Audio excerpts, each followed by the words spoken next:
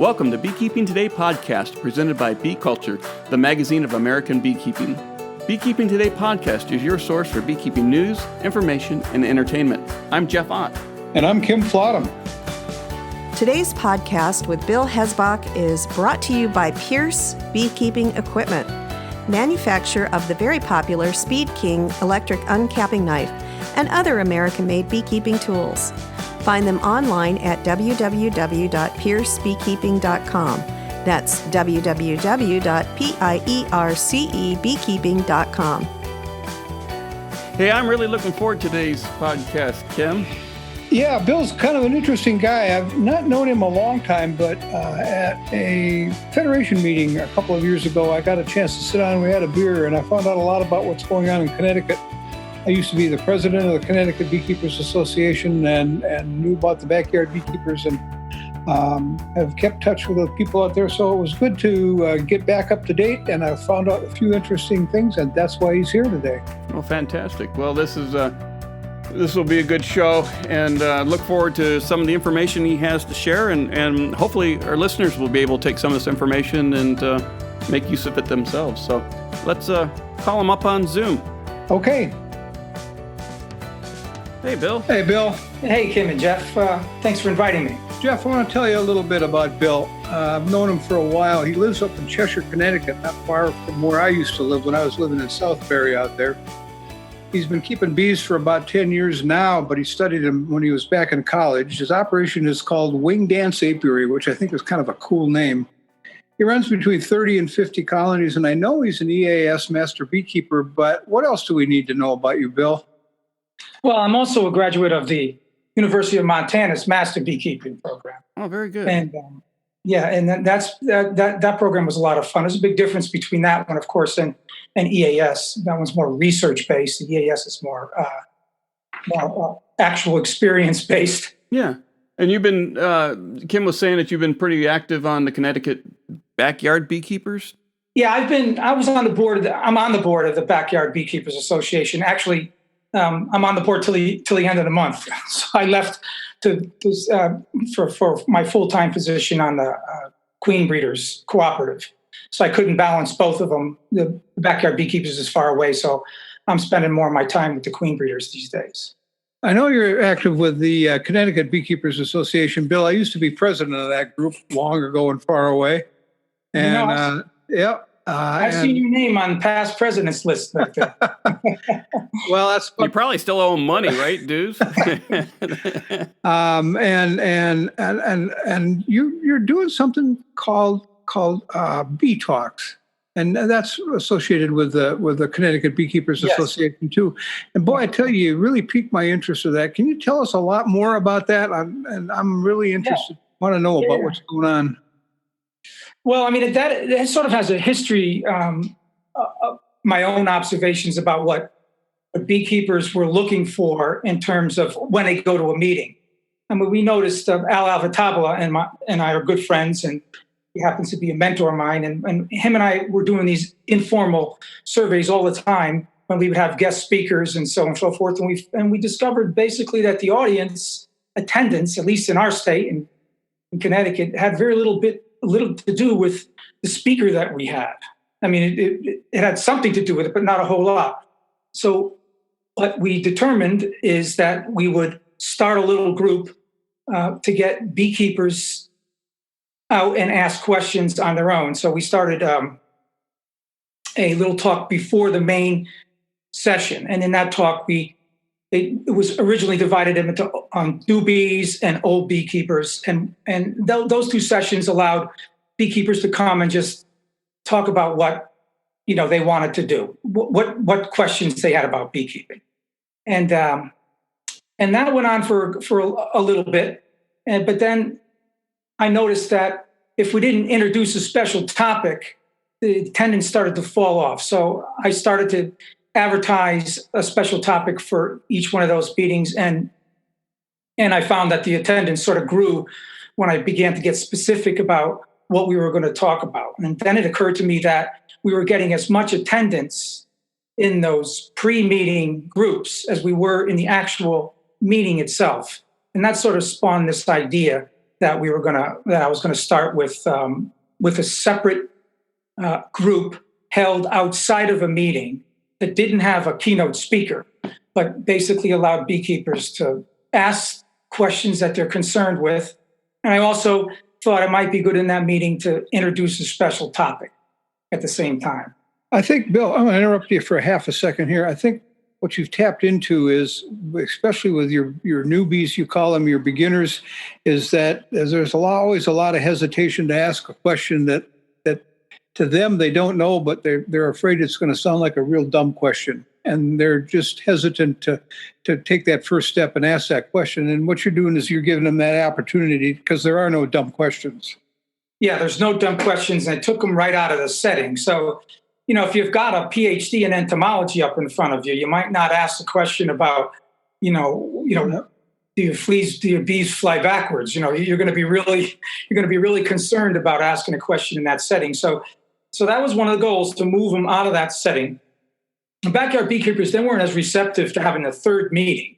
So when I brought the idea to CBA, which they were much more receptive. So then I began to look for a location in the middle of the state that I thought might be underserved, because at the same time I was getting people to come to this pre-meeting, it occurred to me that there probably are a lot of people who cannot make meetings at the designated time that we had them. And so that if we could offer an alternative meeting, again, beekeeper concern based, and also introduce a special topic, we might be able to shift the geographical area over and see what the middle of the state draws. Because the way our bee clubs are designed, we have a central location and a southwestern location, but we don't really have any place in the part of the state where, in Middletown, in the part of the state where it's basically halfway between Massachusetts and New York, the southern end of the state. So my thought was that there was probably a gold mine there. And so I began to think about how I would introduce the special topics. And from there, I just basically designed some seasonal topics and began to advertise for it. So now the Connecticut Beekeepers Association used their email lists, and I went and searched out a central location in Middletown to have the first meeting. And I held it with a lot of trepidation, because I thought maybe 10 people were going to show up. So the first meeting, 110 beekeepers from the state of Connecticut showed up, and since then, that was January of 2018, and since then, I have had a consistent audience of about 70 beekeepers every month, about 50 regulars, by the way, and then about 20 new beekeepers come in now and then, or attend the meeting on semi-regular basis. So I always end up with about 70 beekeepers. And now what I've noticed, I've scheduled a time. It's 6:30 to 8. And I thought I would leave a little section for open questions, and then a half hour or so, maybe 45 minutes, for a special topic, which I introduce and then bring in material to explain and show. Are these meetings, they're monthly then? Yeah, it's every month. And I intentionally did that to make it uniform so people could put it on their calendar. I advertise it as the second Thursday of each month, so that they don't have to think about the date. And then the location always stays the same. Great location, a lot of public parking. And these are free meetings? Yeah, they're free. Of course, the space costs us a few bucks to have, but the Connecticut Beekeepers Association covers that part of it. Oh, wow. Yeah, so that part's great. But I wanted to just explain a little bit about the phenomena that I noticed sort of developed. What happened is the meeting is called to order at 6:30, but I noticed that people were getting there at 6 o'clock and even earlier. And now it's become sort of a social event where people are bringing, their friends gather there. They're bringing in burgers and fries and having their dinner there. And so they bring posters for me to put on the board, and they're bringing flowers in and so folks are now. I encourage anyone who wants to get up and speak about a little topic like what they see blooming in their backyard or diseased frames or something like that. They bring it all that stuff in, and it's becoming a beekeeper's forum. That's really good. You know what you ought to do is sell food truck space prior to the meeting, and you could fund it through selling, and then there would be a food truck there. There could be refreshments, and it could be self-supporting. Yeah, that's a good idea. Well, I actually asked for a little. I thought that it would be worth having a little donation box in the corner. But, the folks in CBA had a good point. They didn't want to burden anybody with, they wanted to make this available and free. And since I was volunteering my time, it didn't cost anything on my end. So we've decided to keep it that way. And pretty much it's unfunded. But, people, the last meeting, you get all kinds of folks that come to this meeting. You get college students. It's right near Wesleyan in Middletown. We get college students that belong to a bee club that come there. State entomologist comes. The state bee inspector comes. We've got lots of folks that make a contribution now and then. That's really good. So I'm really pleased how it's turning out, and I'm going to keep it up I'm going to keep it up for next year also. Now it didn't go as planned. I don't get 45 minutes. I only get a half hour, maybe 20 for the special topic. The actual question and answer period goes on for an hour straight, and sometimes an hour and 10 minutes. No one leaves at 8 o'clock. I mean, there's a few people that leave at 8 o'clock. I haven't seen people get up out of the meeting and leave.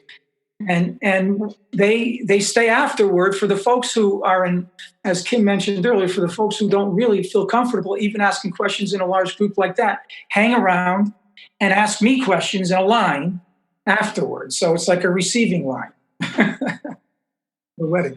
I'm having a great time. I get so energized when I do it. I mean, I get as much out of it as I think they do. I get great compliments so personally, it feeds me back. I get a chance.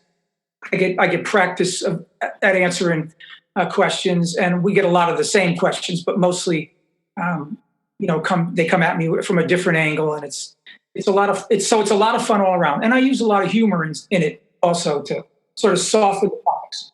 So this is people are coming to these bee talks are primarily 1 to 5 year experience. What's the experience range of the beekeepers? Well, for the questions I get are mostly newbie questions. Okay. But of course, I solicit answers on so in a collective way. So I will sometimes allow someone else to answer the question outright.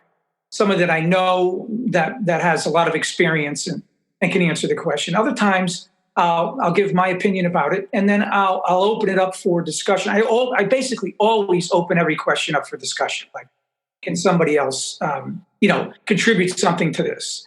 And I try to limit a lot of anecdotal stuff. I like to try to keep, because my background, of course, with the research part of my beekeeping, I have a tendency to stay over toward the science part. So I don't mind anecdotal stories, but I like the idea that all the questions be based in some kind of a biological or scientific. So do you have people with you there that are what's the word? Do you have people in your crowd, or maybe up front with you, or at least readily available that, okay, I'm real good at keeping bees on the East Coast over here by the water, and then you've got people that are way inland up towards Massachusetts that know the hills, and those two places aren't much alike. I've been in Connecticut long enough to know that what you do on the water is not what you're going to do on top of a hill. So yeah. Do you have those kind of resources available? Well, yeah, they're most, yeah. I had people. I'm having a group of beekeepers that can make it from Massachusetts. So southern Massachusetts, they come right down the highway, and they hit Middletown, and in less than an hour, so they're there. And so I get them from Massachusetts also. If someone asks me questions like that, I canvass the room if I don't know if there's somebody there. So when I have questions from beekeepers like that would span the whole sort of geography of Connecticut, what I'll do is if there's any common denominator in there, I'll answer that piece of it. Then the rest of it, I'll open up and ask if anybody else.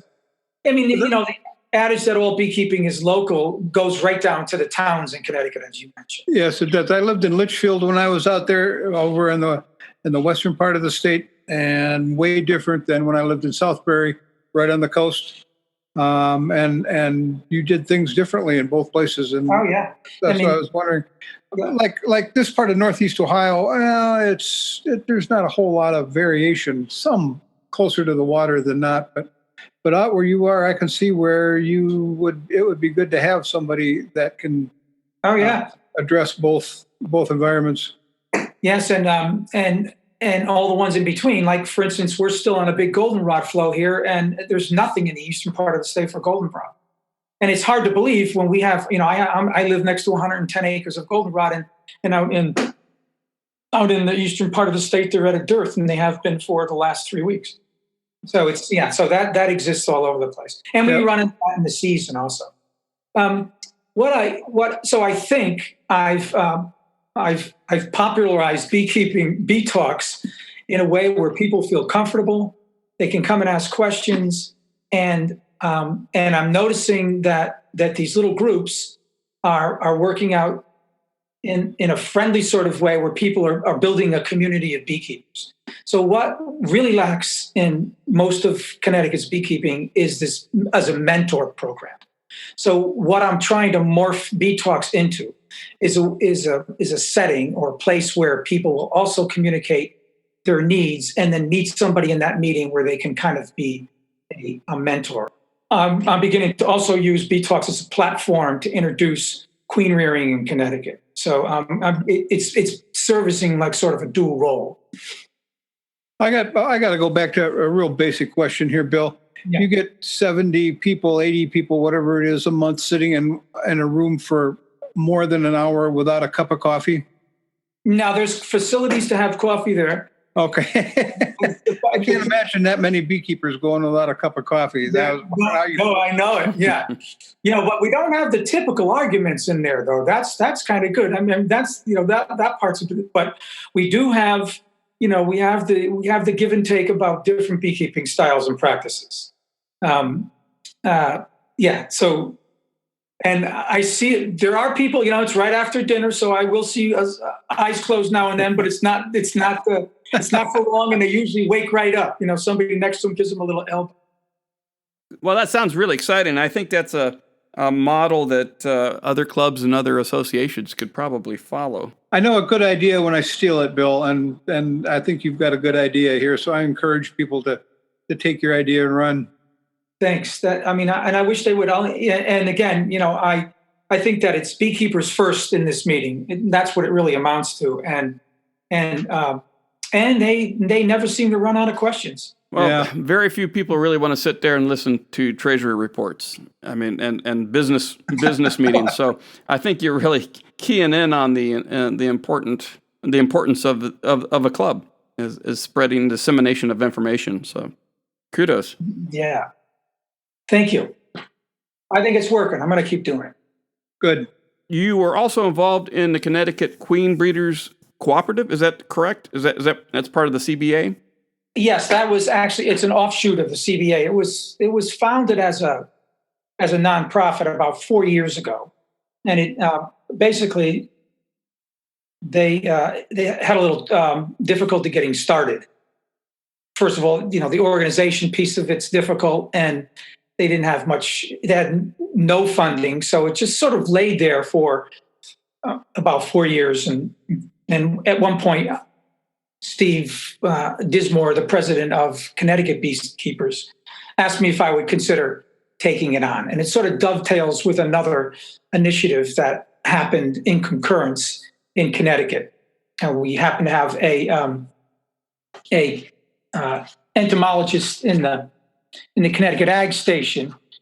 He read Seeley's book, chasing the wild bees, and that book has motivated some folks to do things, and of course him being our state entomologist, or one of our state entomologists, and thinking that if Seeley can find feral colonies in the Arnott Forest, I can certainly do that and really breed some queens that Connecticut would be proud of.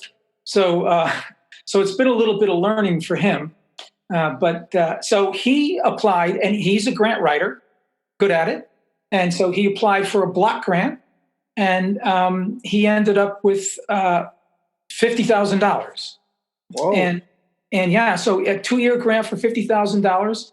And he wrote the grant in a way that he was, essentially going to find and raise exquisite queens for beekeepers, local queens for beekeepers in Connecticut. And he did that. And he got the money, but there was a caveat connected to it from the state.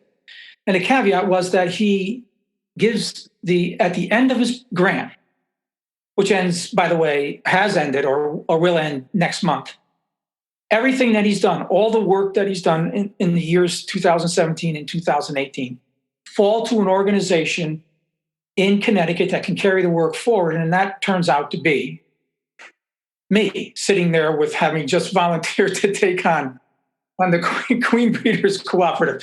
But I knew ahead of time that there was, before I volunteered to take it on, I knew that this sort of stash of work was coming down our way. So that's how it basically got started. And for the last 2 years, I really think that the state of Connecticut owes Richard Coles, the entomologist, a debt of gratitude, because he had did some beekeeping work earlier in his life, but he wasn't really a beekeeper. And so I joined in and tried to help him as much as I could, get him up to speed on what he needed to learn as a beekeeper, and what he would do for grafting and try to get his queen rearing program going. He spent the first year, as you can imagine, just trying to get bees up and running and trying to get them to survive the winter. And then the second year, he did some serious queen rearing. So that's how it's gotten started. And then, of course, me being the recipient of this program, I then went and tried to run with it. So now what I'd like to talk about a little bit is what it takes to sort of think through this process. By the way, the grant program left me with some 90 colonies. So it's not that it's insignificant. I've got about 50 colonies I'm going to overwinter. And, the sort of like, it's a combination of overwintering between the ag station that has the colonies now in the various locations and some nucleus colonies we have stashed up at Richard Cole's location. So there's quite a bit of bee equipment. There's plenty of little nuke boxes, and we have a stock of bees. So now the question is, so you've got all of that, how do you organize a Queen Breeders Cooperative and get it running? But before you go down that path, and I just want to make sure that our listeners are knowledgeable and know where you're coming from. What is the primary mission of the Queen Breeders Cooperative? What problem in Connecticut are you looking to solve? The problem that we're looking to solve is, and this is where it gets really difficult, because any queen breeding program in any location is going to try to solve the same problem. They're going to want to breed local queens. And local queens have this whole mythology about them, that they're basically the queen of your dreams. They're going to solve all your varroa problems. They're going to make a bunch of honey, and you could work the colonies naked. But I'll take 4 of those, Bill. Yeah, I know you will. Yeah, I'll send you some. So it's the local queen mythology. That's number one. And I want to give that some time later on when we talk about how I like to dismantle that before I introduce participants into the program. And then the second one is, there's this belief system that all Southern queens are bad, and that they're, bringing them up into Connecticut brings in a bunch of, we're a small state. We only got about 5,000 square miles. We have, 1,600 registered beekeepers, which represent about almost 9,000 individual colonies. We bring 3,000 packages of bees in our state. Now, I know that might sound like not a lot of bees, but on a percentage ratio, if you think about the density of our state and the amount of packages we're bringing in, it rivals other larger states with larger package imports and larger areas. So it's pretty densely popular. So trying to solve that problem also, bringing in less packages means bringing in less small hive beetles, means bringing in less queens that are less, not as well adapted to our environment. So you have to ask yourself if all of those, if all of those are real concerns, or just something that people would like to do. Now, politically, starting a queen rearing operation pits you up against package suppliers that are in your state and queen suppliers that are in your state. So you have to balance. You have to try to strike some kind of balance. You can't get the best queen breeders in your state to cooperate with it because they're making, queens on their own. So I decided to take this on in a way that it would be a volunteer operation with participants in the queen rearing program that are not professional queen breeders in our state and don't bring in queens and don't bring in packages. So I try to avoid that little conflict. So that's basically the queen of your dreams. So I had to ask myself a couple of basic questions, and when I say me, I really want to include some other people. So when I speak in the first person, there are lots of folks that are helping me. So it's not just me. So the question at time was, what kind of queen do you actually want to produce? And of course, we talked a little bit about that local queen and all the features that it would have, being gentle and have varroa sensitive hygienic stuff, and also be winter hardy for the Northeast. But of course, in a little state like Connecticut, with a very difficult geographic area, we couldn't find a place in Connecticut. And this is some of the stuff that Richard did earlier. One of the first things that Richard did was go around the state and with the bee inspector and put out a bunch of feeders and see if he collected local bees at each location. So in other words, were there honeybees in even the remotest part of our state? Or is there any place where there weren't any honeybees that would come to the feeder, which would be a place where maybe we could think about putting up a bee yard to breed queens and so on and so forth. But it turns out that there wasn't any location anywhere in the state of Connecticut that if you didn't put a feeder down, you got a swarm of bees around it immediately. Yeah. Wow. So it's just not the state where you can find an isolated bee yard, where you could breed and have drone control. So that's one problem. Well, at least you'll never have problems with drone congregation areas. Yeah, we'll have plenty of them, but they're not the kind of drones we want. Yeah, that's. So the queen of your dreams might not be possible in Connecticut. So the question is, what might be possible? So I've sort of defaulted to thinking in terms of buying queens that have because you can start a breeding program if you want to, breed queens and try to do your own selection criteria and try to do your own, just try to look for brood patterns and spend years, maybe a decade, trying to customize a queen, an eco-type queen for your area. But there's been folks that have done a lot of that already around, who comes to mind is people like Michael Palmer up north of us, breeds wonderful local queens. We've got some folks down in just south of us that are doing some great work. If you want, even the Saskatchewan queens that are coming out of California, a lot of those stuff are bred up in Canada already. Mm-hmm. They're winter hardy. So I'm not one for inventing the wheel. I'm going to be 70 pretty soon, and I won't have 10 years to try to figure out the queen of this local queen. And anyway, it's not practical to think we can do that. So I've gone from the whole idea of grafting out 4 characteristics into let's buy queens let's get the organization funded well and buy queens from breeders that we know are breeding to our specifications. And we don't have a particularly complicated specification. You know, the queens, the Saskatraz queens and Michael Palmer's queens, they're wonderful. Greg Hunt's queens, you know, the ankle biter stuff, all characteristics that we want and would love to have. And then so take those queens and then work from those genetics. It sounds like what you're going to do. Well, I got a question too, but it sounds like what you're going to do is slowly begin to saturate Connecticut with good genetics from other places that meet your requirements, rather than try and produce something brand new.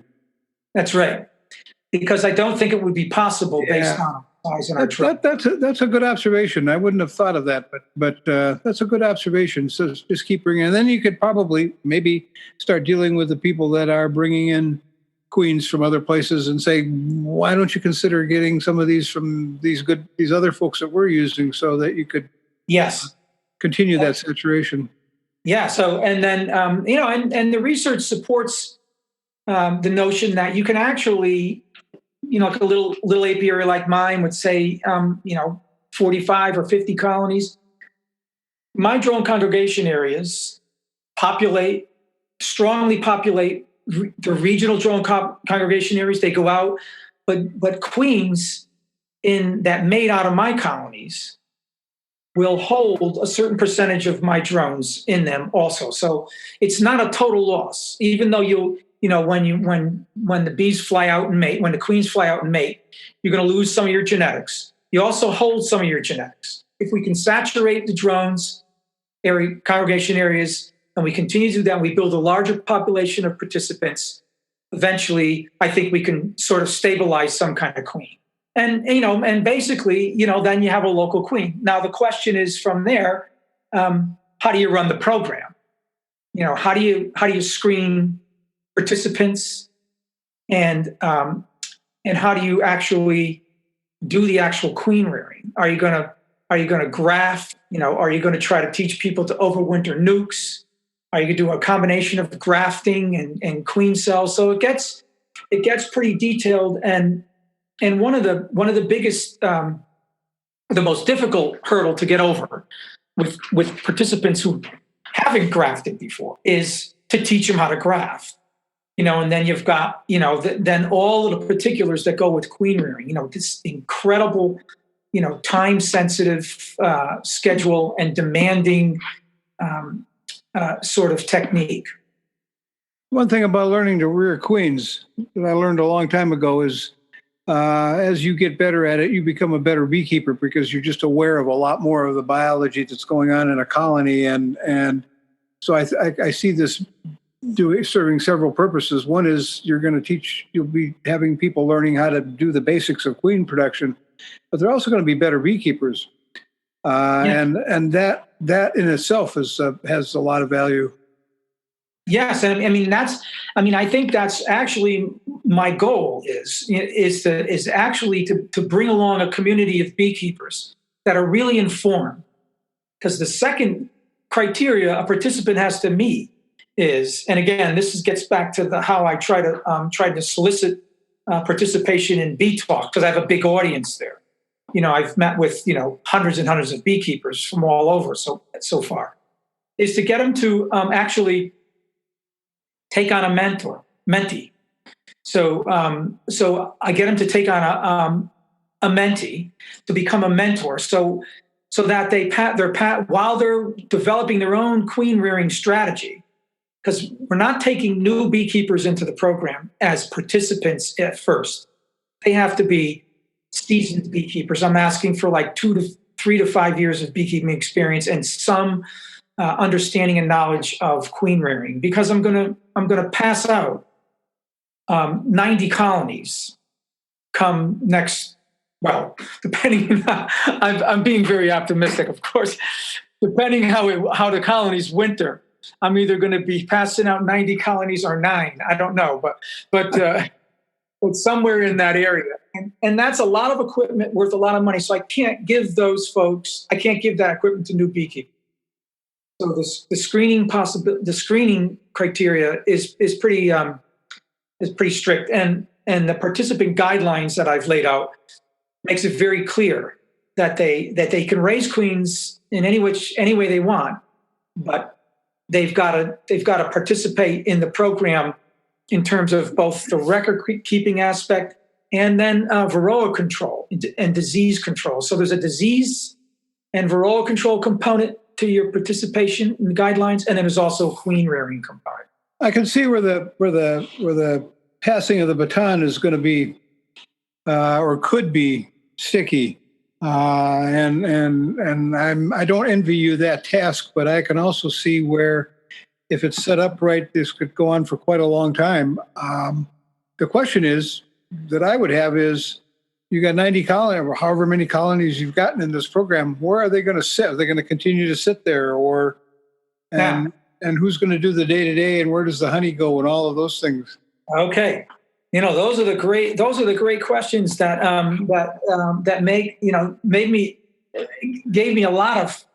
gave me a lot of time to think. So do you do centralized queen rearing, or do you do sort of a distributive queen rearing? So I think to make it practical, and because I don't have a lot of resources in terms of volunteers, if I was to centralize the queen rearing, I'd be overwhelmed by the schedule. So the thought is to have these colonies, as I mentioned earlier, be distributed out to 10 or 15 participants, and then each of them get maybe 3 to 5 colonies, that are specifically designated. They're actually still owned by the Connecticut Queen Breeders Cooperative, but they're designated only for queen rearing, not honey production or anything else. So the resources in those colonies will be used, to make their starters and finishers if they decide they want to use, grafting techniques. But also, what I'm trying to encourage is also to make, queens during swarm season from swarm cells, and use those in nukes that you split out and then overwinter those nukes, sort of a modified Michael Palmer technique, where I'm actually just raising nukes. So I've already started that with discussions in Bee Talks also. Is the professor who started all of this going to remain involved at some level? He's asked if he can, and of course he can, and he's going to he wants to be one of the participants that holds some of the colonies, and he likes to graft. He has some experience grafting. There aren't a lot of people. I don't want to spend a lot of time teaching grafting and getting people up to speed with grafting. So those that can already, I'm gonna use those folks as mentors for people who want to learn grafting. And of course, I have my own colonies here, which I'll also designate a group of colonies in another apiary that I have, where I'll do that. Well, I'll do the queen rearing part for my own self, and I'll hold classes there to try to bring beekeepers along. I could see in the long term, not terribly long term, but in the long term, where this certainly could become self-supporting, raising queens and essentially selling them, if nothing else, it costs are a little bit more, but also you've got the resources that those colonies are going to develop. Yes. Connecticut isn't a huge honey producing state, but if you got 40 or 50 pounds from half of those colonies every year, you've got something to deal with.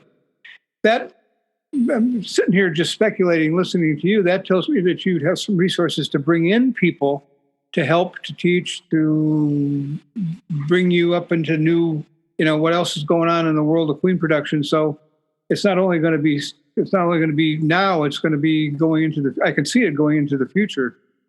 Yes. Yeah. So we were fortunate. Once we began to re-socialize the Connecticut Queen Breeders Cooperative, so an entrepreneur came forward and gave us $7,500 to get us started.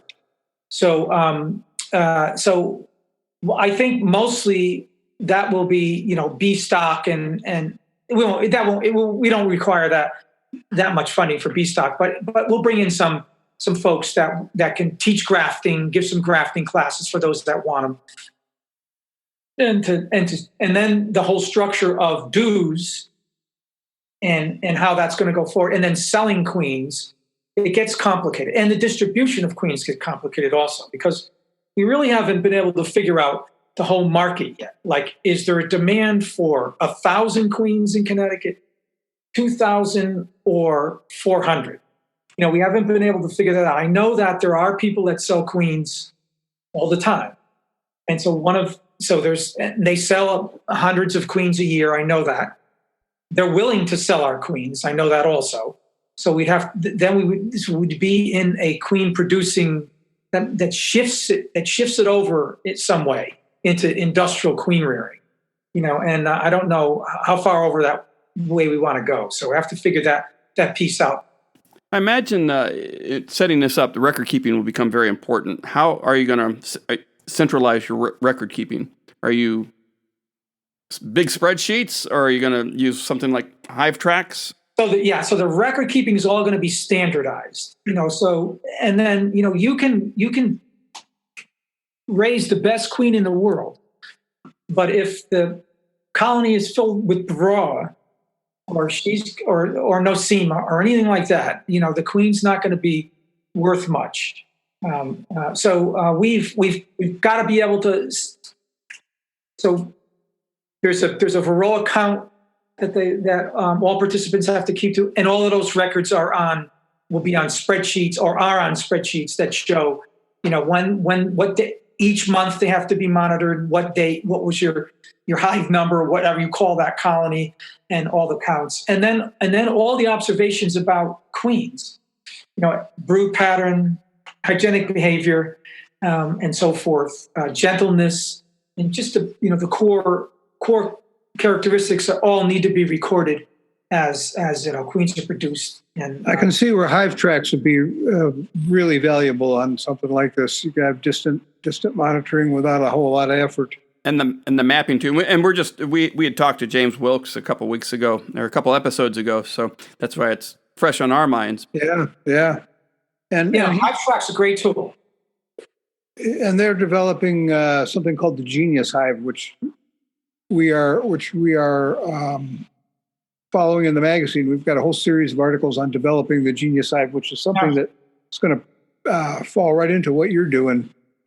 Yeah, that's basically the program. And I'm not expecting any kind of miracle queen to come out of this.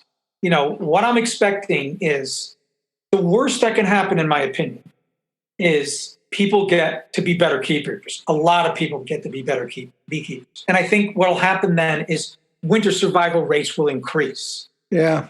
And just that alone will start to sort of chip away at the influx of packages and Southern queens, which, by the way, I have no problem with. I don't really have a problem with Southern queens. I run them all the time. And but I also run a lot of local queens.